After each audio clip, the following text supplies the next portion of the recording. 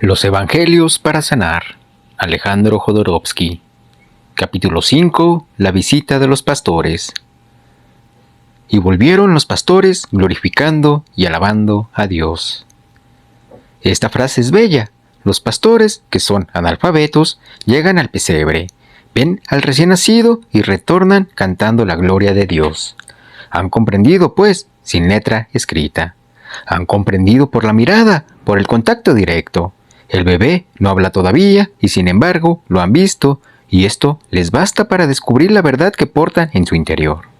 Esta verdad se les ha aparecido, comprenden y parten. La visita de los magos, seguida de la de los pastores, nos da una lección. Podemos ser magos, pero al mismo tiempo hace falta ser pastores. El conocimiento es respetable del más humilde al más alto nivel del espíritu humano, porque tanto el nivel de mayor altura como el de mayor modestia llegan a inclinarse ante esta virginidad resplandeciente, este espíritu, este Dios interior. Yo comparo a los pastores con los oros del tarot, es decir, con el cuerpo, a los magos con las espadas, el intelecto, y el lugar donde todo sucede con las copas, lo emocional. A partir de esta base, si el nacimiento tiene lugar en el corazón, el intelecto y el cuerpo se inclinarán. Vivimos, bien lo sabemos, en una época analítica en la cual todos los estudios apuntan a formar hombres analíticos, cortados de su razón. El pensamiento analítico desarrolla ciertas glándulas y crea actitud dura, fría, cruel y competitiva. Antiguamente, el hombre estaba en el pensamiento analógico. Era la época de la magia. Sin embargo, era necesario salir de lo analógico. Es lo que hemos hecho al pasar a lo analítico. En el presente, para volvernos seres completos, debemos reintroducir lo analógico en nuestra cultura a fin de utilizar lo analítico y lo analógico al mismo tiempo. Es lo que vemos en el pesebre. Ahí se encuentran dos sistemas, el analógico y el analítico. Los extremos, los magos y los pastores, se reúnen en el corazón. Resulta interesante porque mientras más avanzamos en esta búsqueda de conocimiento del ser humano, más nos daremos cuenta de que el problema se sitúa en el corazón. Comprobaremos más y más que los problemas emocionales lo afectan todo. Y, como vimos en el capítulo anterior, el primer problema que hallamos desde nuestro nacimiento es ocasionado por el hecho de que se nos corta brutalmente el cordón umbilical. Y por tanto, se nos separa del corazón de la madre mucho antes del momento necesario. Así, no llegamos a crear nuestro propio ritmo cardíaco sin sufrimiento. Cada ser humano posee un ritmo que le es propio. Es una de sus características particulares. Cuando amamos a alguien, amamos su ritmo. Este se manifiesta esencialmente a través de su intermediario, el corazón. Amamos, pues, el corazón de esa persona, a través de su ritmo. Cuando amamos a todos, amamos también el ritmo de cada uno. Estamos conscientes del ritmo del otro y nos interferimos en absoluto con él. Esto significa que vamos lentamente con una persona cuyo ritmo es lento y rápidamente con una persona cuyo ritmo es acelerado. Percibimos el ritmo del otro y trabajamos con él. Lo que María guarda en su corazón. Pero María guardaba todas estas cosas, meditándolas en su corazón. Esto indica que ella no dice nada. María está obligada a guardar el secreto. La ciudad se halla tan agitada y el estado de crisis es tan grande que el anuncio de la verdad no puede hacerse sin riesgo mortal. Llegamos a lo verdadero cuando conseguimos tener pensamientos que nos ponen en peligro de muerte. Afirmar un pensamiento verdadero implica siempre un riesgo letal porque ese pensamiento viene a construir en un mundo completamente desviado. Si introducimos un pensamiento constructivo y positivo en un mundo oscuro, este último va a tratar de eliminarlo. Es por esta razón que el Cristo está constantemente en peligro de muerte. La Virgen debe callar a fin de no hacerlo, correr ningún riesgo. ¿De dónde viene este peligro? Su origen es bastante increíble. Del templo. Lo que debería ser la casa de Cristo se convierte en la boca del lobo, porque el templo ha hecho una alianza con el enemigo. Colabora con los poderes reinantes, está a su servicio, es cobarde y está limitado. Posee una ley y es incapaz de cambiarla. La respeta aun cuando ha sido totalmente paralizada. Esa ley no corresponde a la realidad. La llegada de Cristo anuncia la ruptura de la tradición tal como está en ese momento. Es por ello que el velo del templo se desgarra en dos en el momento de su muerte. María, pues, guarda todo eso en su corazón. Debía ser increíble su corazón. Pensamos en lo que ella ha conocido, la fecundación divina. Ha conocido a la divinidad y al parto de Dios. Era la mujer más perfecta de toda la tierra. Mientras los pastores cantaban las alabanzas de Dios, María no podía hacerlo. ¿Será posible imaginar la alabanza que guardaba, la música incomparable, la sinfonía que anidaba en su corazón en el momento en que llegaron los pastores y los magos? Era una melodía de una belleza sin igual, hecha de alabanzas, de alegría, de placer, de satisfacción y de paz. Porque ella sabía que el mundo iba a realizarse, conocía el maravilloso destino de la humanidad y lo guardaba en su corazón. ¿Puede mantener en secreto algo tan grande? Este gozo que lo inundaba no iba a transparentarse. De hecho, María se hallaba en un estado extraordinario porque no expresaba nada y sin embargo todo emanaba de ella. Además, si aceptamos la leyenda de la Asunción, este sagrado corazón ha sido a situarse en medio del universo. Late al unísono con el de Cristo, son el yin y el yang. La Virgen conocía aquel destino, sabía que portaba en su pecho el corazón del universo para la eternidad. ¿Nos damos cuenta del sentimiento que esto debía procurarle? Ella había tenido el inmenso placer de revestir a la divinidad de su propia carne. ¿Qué mejor acto se puede realizar? ¿Qué puede hacer de mejor la raza humana sino producir la conciencia cósmica y poner toda su carne al servicio de esa conciencia? La circuncisión. La última frase del capítulo, nacimiento y circuncisión de Jesús, es capital. 8 días más tarde, sabemos que el número 8 es el de la perfección. Es también el número del bautismo. Por esta razón, las fuentes bautismales tienen 8 lados. También es por ello que los judíos circuncidan al niño al 8º día. Se dice que en esa fecha la sangre circula menos y que el infante pierde menor cantidad de ella. Un ciclo se cierra, es el comienzo del nuevo ciclo. El 8 es la perfección en la materia. 8 días más tarde, cuando se cumplió el momento de circuncidar al niño. Preguntémonos de nuevo qué es la circuncisión y en este caso consultemos en la Biblia a qué corresponde esta ceremonia. Hace falta comprender sus orígenes porque numerosos son los hombres que han perdido el prepucio sin saber demasiado por qué.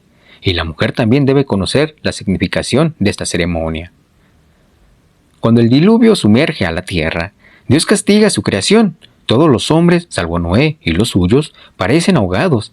Enseguida, Dios hace un pacto con Noé. Se compromete a jamás destruir de nuevo a los seres humanos. Este pacto se concreta con la aparición de un arco iris. Este, pues, es el símbolo de la alianza. Un arco iris es un semicírculo. René Guénon, en su libro Símbolos fundamentales de la ciencia sagrada, habla de esto muy bien. Para él, el semicírculo del arco iris correspondería a la parte celeste, mientras que la otra mitad, un semicírculo inferior, correspondería al arca de Noé o a la tierra. En el centro del círculo tendría lugar la unión con la divinidad. Simbólicamente, está bien intuido. Existe en el cielo un semicírculo que es completado por la tierra, y en tanto que Dios se halle presente, estaremos colmados. Más tarde viene la historia de Abraham, muy parecida a la de Zacarías y Elizabeth. Abraham es un anciano de 99 años, mientras que Sara, su mujer, llega a los 90. Dios le dice, ha llegado el tiempo, tendrás un hijo. ¿Y cuál es la reacción de Sara cuando Abraham le comunica esta noticia? Ríe a carcajadas. Es por esa razón que el hijo que ambos procrean se llama Isaac, que significa aquel que hace reír. Cada uno a su turno, sus dos padres han reído al oír la nueva de su nacimiento. Justamente antes de anunciarle el nacimiento de Isaac, Dios afirma que hará una alianza con Abraham. Este pasaje es bastante fuerte. Era Abraham de edad de 99 años, cuando le apareció el Señor y le dijo, yo soy el Dios Todopoderoso. Anda delante de mí y sé perfecto, y pondré mi pacto entre tú y yo, y te multiplicaré al infinito.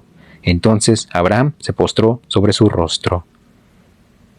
Debe haberse preguntado, ¿cómo me voy a multiplicar a mi edad?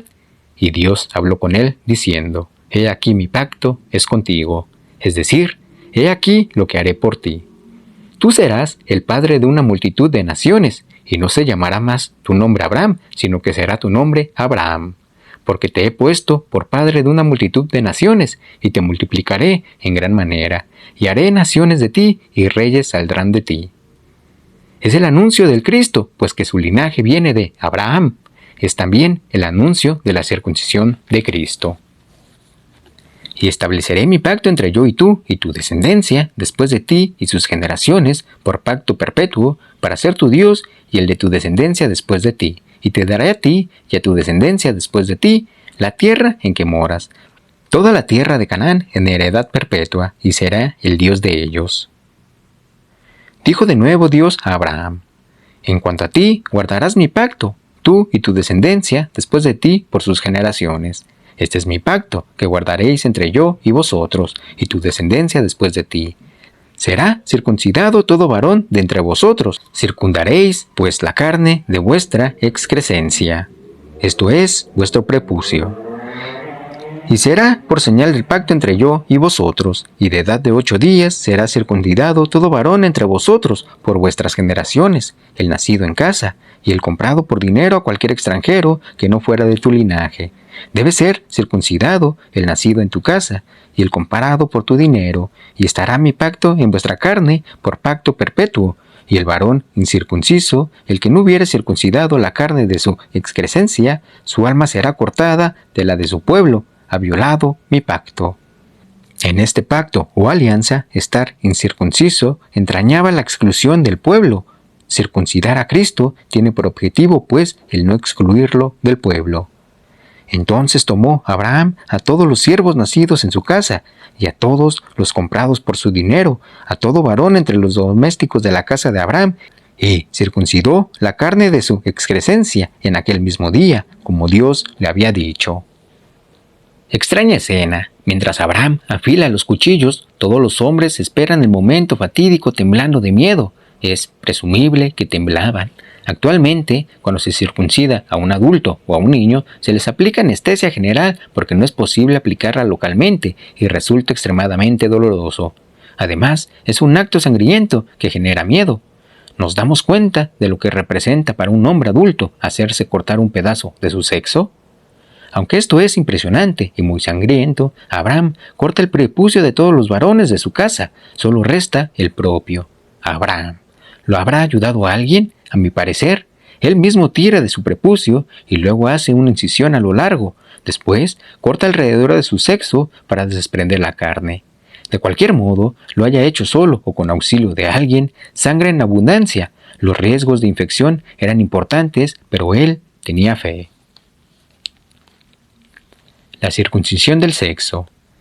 Esta alianza entre Dios y el hombre se concreta por un círculo. Se hace una sangría, un anillo de sangre alrededor del sexo y se retira la parte que oculta el glande y lo mantiene en la oscuridad y la humedad. A partir de este instante, el glande queda a la luz y Dios está inscrito ahí para siempre. Sin la circuncisión, se le mantiene constantemente en la oscuridad y está lubricado y húmedo. El hecho de inscribir a Dios en el sexo implica que el ser humano jamás hará el amor en plena animalidad. Para comenzar, la alianza con Dios se realiza a través del sexo. Todas las personas que metafóricamente están cortadas al nivel de la circuntura y que rechazan su sexo se hallan enfermas. Deben reconocer a Dios en su sexo. La Biblia lo dice muy claramente. Este acto de reconocimiento se llama la circuncisión. Es a partir de su sexo que el Cristo hace un pacto con Dios. Por lo demás, es un pacto inútil, porque Él es Dios. Es también por este acto que Cristo comienza a ser introducido en la cultura de su raza. No podemos negarlo. La primera alianza, pues, tiene lugar en el nivel animal. Tiene por finalidad que el sexo del hombre se convierta en un templo. La circuncisión del corazón. San Pablo dijo: sin duda, la circuncisión es útil si tú practicas la ley, pero si la transgredes, aun con tu circuncisión, no eres más que un incircunciso. Si un varón incircunciso observa las prescripciones de la ley, su incircuncisión no será como tu circuncisión. Enseguida, Pablo exclama: la circuncisión del sexo no cuenta, la que cuenta es la circuncisión del corazón, esa que eleva el espíritu y no la letra. Pablo habla de la circuncisión del corazón, la que eleva el espíritu y no la letra. Enseguida nos cita otra parte del Antiguo Testamento. Deuteronomio capítulo 30, versículo 6. Y circuncidará al Señor tu Dios tu corazón, y el corazón de tu descendencia, para que ames al Señor tu Dios con todo tu corazón y con toda tu alma, a fin de que vivas. Pasamos muy claramente, pues, de la circuncisión del sexo a la del corazón. ¿No resulta extraño tener el corazón circunciso? ¿Tiene el corazón un prepucio que se pueda quitar con un cuchillo? Por un lado, se niega la ley y se habla de corazón. La Virgen María guarda todo en su corazón. Y por otro, nos dicen que uno comienza por circuncidar el sexo, lo que equivale a inscribir a Dios ahí, a inscribirlo verdaderamente a cada momento. En mi opinión, no hay ahí ninguna negación del sexo. Esto corresponde, al contrario, a una alianza entre Dios y el sexo, lo que implica la aceptación de la sexualidad como algo divino y bello, como un honor y un agradecimiento a la divinidad. Eso también implica la aceptación del placer, no desde un punto de vista puramente animal, sino sobre todo como un suceso divino. Una vez que hemos practicado la circuncisión del sexo y que así éste ha elevado su nivel, falta acceder al nivel del corazón. Para ello, más importante que recitar la ley es inscribir la divinidad en nuestro corazón. Cuando hayamos practicado la circuncisión del corazón por medio de inscribir en él a la divinidad, cada latido nos recordará que nuestro corazón se ha desposado con lo divino. No habrá un solo instante de nuestra vida en que nuestro corazón no se halle en estado de plegaria, porque hemos grabado la imagen de la divinidad en su interior. Esto no nos impedirá amar. Podremos amar a un hombre o a una mujer, a nuestros niños, a nuestros padres, a nuestros amigos. ¿Y cómo los amaremos? Jamás como antes lo hacíamos. Los amaremos siempre en alianza con la divinidad. Podremos hacer el amor tantas veces como queramos más. ¿Cómo? En alianza con la divinidad, porque jamás olvidaremos a esta divinidad que nos posee y que, en cierta manera, es nosotros. No somos la divinidad es nosotros. No somos el mundo es nosotros. No somos el Cristo, Él es nosotros. No somos, Él es. La circuncisión del intelecto. Enseguida realizaremos la circuncisión del intelecto. Ahí el círculo se convierte en corona. Circuncidamos nuestra cabeza por la corona. Esto quiere decir que le delimitamos un círculo de luz pura en el cual borramos completamente toda palabra voluntaria. Ningún discurso, ninguna verdad escrita entrarán al interior de la corona. Este círculo puede ser infinito, porque el círculo es infinito. Cuando tenemos este círculo mental en el que ninguna palabra perteneciente a nosotros puede entrar, cuando tenemos este círculo espiritual que nos proporciona palabra y nos hace hablar en cuanto al espíritu insufla, cuando tenemos este círculo en el corazón y en el sexo, nuestros deseos provienen de la divinidad, son divinos y gracias a ellos estamos al servicio de la divinidad. En este momento estamos circuncisos. La mujer y la circuncisión. La mujer no tiene necesidad de ser circuncidada, puesto que es un elemento de elección divina. Ella es divina en tanto que todo comienza con Eva y la caída cesa en María. La Virgen introduce la ascensión y toda la carne, que es femenina, producirá la conciencia colectiva. La mujer, pues, no requiere hacer un pacto, ya que éste se producirá a través de ella. Son dos mujeres las que han salvado a la humanidad. Por una parte, la raza humana sería totalmente animal, idiota e incircuncisa. Los seres comerían frutas y permanecerían en una indolencia animalesca si Eva, con su extrema inteligencia, no se hubiera propuesto aprender y conocer. Es ella la que detenta la inteligencia, en tanto que impulsa a Adán, quien le sigue ingenuamente. Eva le dice, come de este fruto, y sin dar pruebas del menor espíritu crítico, él obedece. Es ella el motor de la acción, es decir, la que posee las palabras adecuadas para hablar con la serpiente. Por lo demás, ¿a quién se dirige esta última? Si quiero seducir a la persona, ¿a cuál de ellas me voy a dirigir? ¿A quién convenceré de tomar el fruto del conocimiento? A la más inteligente, desde luego. Es esto lo que hace la serpiente y resulta formidable porque ello ha permitido todo el resto. El nacimiento de Cristo y lo demás que se produce es gracias a Eva. Hay que agradecérselo porque sin ella no hubiera existido María. Ha hecho, pues, un bien enorme. Es la maga que revolución provocó. Gracias a Eva existe una María capaz de desear a la divinidad. La Virgen dice, Ningún hombre para mí. No quiero sino la perfección. Dios. María es capaz de desear a Dios completo, puesto que todo lo que le sucede no es sino producto de lo que ella deseó.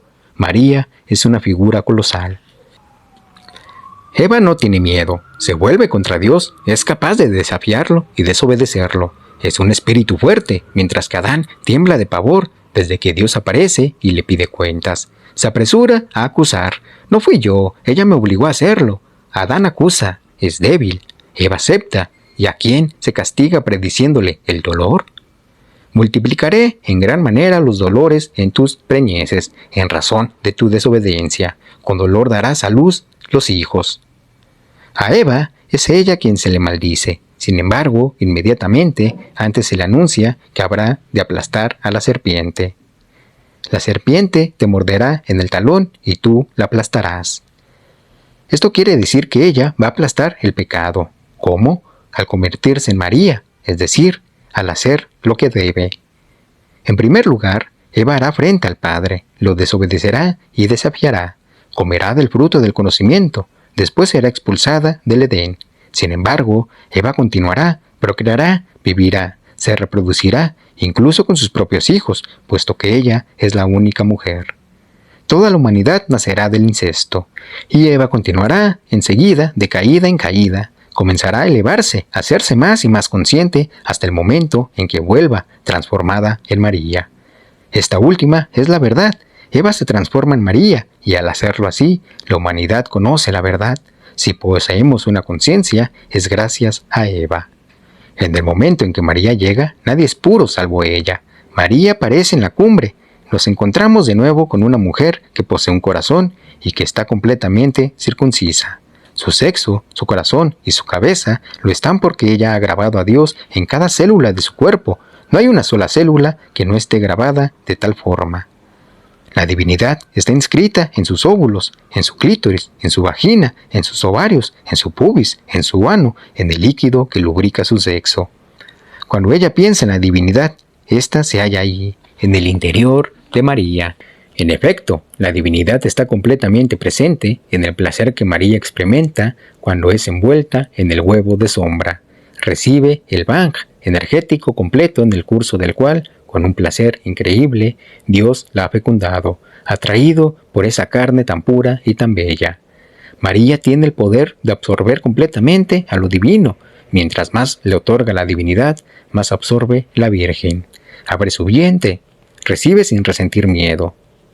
Del mismo modo en que Eva no tiene miedo de desafiar a Dios, María no lo tiene de aceptar a la divinidad.